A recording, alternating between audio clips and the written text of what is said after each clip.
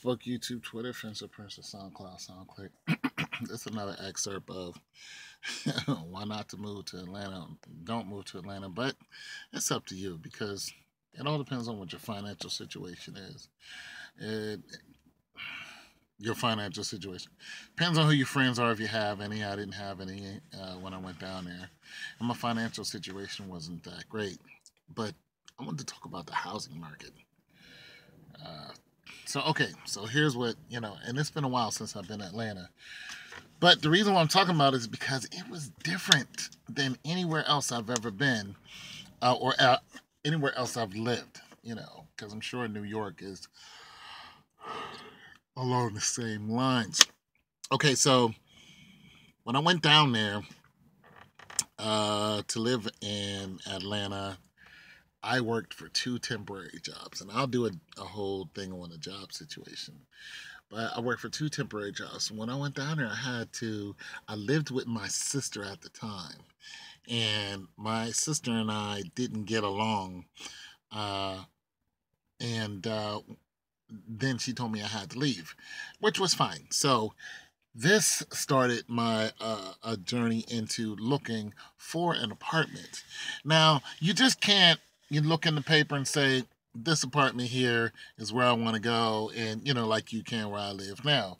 You look for apartments, blah blah blah. You have to have some type of real estate personnel management to step in and actually uh, pitch the property to you. And which is really crazy. It's like, why is the middleman there? Why are we paying for this? But so basically, I found some apartments where I wanted to live, and I called up the agency or whoever they are, and they ran down a whole list, or apartment management, whatever. They run down a whole list of places that are available within the geographical area that you've chosen. Uh, I forgot the street or the avenue that I lived on. It was whole main street there. I forgot what it was, but nonetheless, I moved into a two-bedroom apartment, and I paid $600 for that apartment. But where I moved from and where I live now, not at the same apartment, but my rent was not even close to that. It was like 300 something. So my rent pretty much doubled when I moved to Atlanta.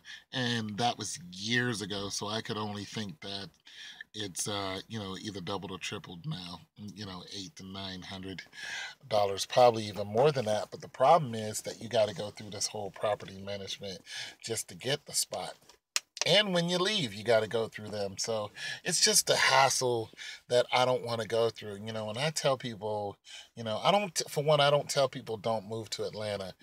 I say, just be aware of some of the things that you're going to have to deal with when you want to, get a job there, when you want to, actually live there, when you want to bring your family down there. And, some people are like, I moved to Atlanta with $150. I didn't have a lot of money either. Matter of fact, I'm going to go out on a limb and say I had about that. But I had my sister. You know what I'm saying? I moved down there. I lived with her, and near the mall, near one of them malls, because I used to always ride my bike down to the mall. That's another thing. I never got a vehicle when I lived in Atlanta. Never, not once. I didn't want one, because this is when I first figured out that you could ride a bike and pretty much put your bike on the front of the bus and go everywhere you wanted. And that's exactly what I did. I rode my bicycle everywhere, and I had a great time because it's not that cold in the world. It wasn't that cold. So I had this leather jacket that I would, put a scarf around my neck, and then boom, and then I put the scarf around my face. Now, I'm going to tell you what's dangerous about that. The assholes who are driving. So I'm biking it, and this guy sees me. He's a black guy. This guy sees me, biking it. So he slows down his car as if he was going to attempt to hit me. And I'm looking at this dude like, what's wrong with you? Like, going about your business. But yes, I was a grown man biking around Atlanta, and I tell you what, I had a great time. From Five Points to Buckhead, I went to all of those places on my bike. It was great. But the whole real estate thing, I think, is unnecessary. I think it's a pitfall, and I think, it's just the landlords are being lazy, so they're paying these people, to find property for them or whatever they're doing. But it's not something that I want to go through. I don't want to be on, I don't want to have to wait to talk to a person about me paying them money to live in their spot. I don't like it. I don't like it at all. But I just wanted to share that experience with you guys because it can be nerve wracking. And they could try to make you seem like you're not worthy to live in a certain place. And, it's like you guys are no better than anybody else. You just make more money. So get out of here with that worthy.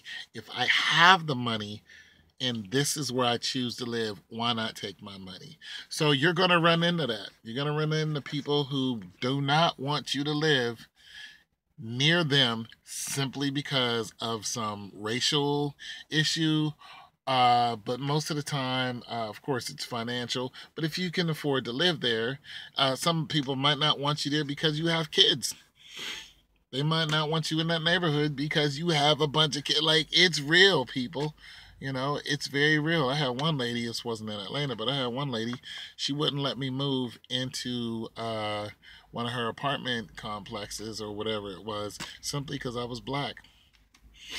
And she said because the neighbors wouldn't like it. It's like, wait, what? So, anyways, I just wanted to throw that out there. It's your boy Tonto too. Peace. God bless you.